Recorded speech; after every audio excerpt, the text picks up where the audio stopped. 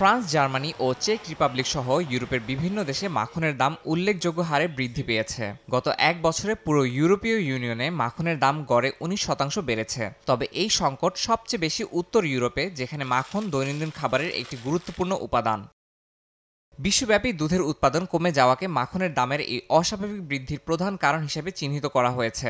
গণমাধ্যম বলছে, যুক্তরাষ্ট্র ও নিউজিল্যান্ডের মতো বড় উৎপাদক দেশগুলোতে দুধের উৎপাদন কমে যাওয়ার কারণে সরবরাহ সংকট দেখা দিয়েছে। এর পাশাপাশি জলবায়ু পরিবর্তনের কারণে অস্থিতিশীল আবহাওয়া পরিস্থিতিও দুধ উৎপাদনে নেতিবাচক প্রভাব ফেলছে।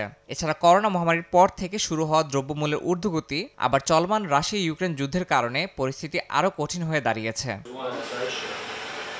মাখনের মূল্য বৃদ্ধি শুধু ভোক্তাদের জন্য নয়, ব্যবসায়ীদের জন্যও এক বিশাল চ্যালেঞ্জ হয়ে দাঁড়িয়েছে।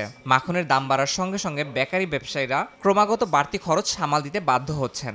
অনেকেই পণ্যের আকার ছোট করে বা বিকল্প উপাদান ব্যবহারের মাধ্যমে এই সংকট মোকাবিলার চেষ্টা করছেন। ইউরোপের দক্ষিণাঞ্চলে মাখনের চাহিদা তুলনামূলকভাবে কম হওয়ায় এই সংকটের প্রভাব সেখানে সীমিত।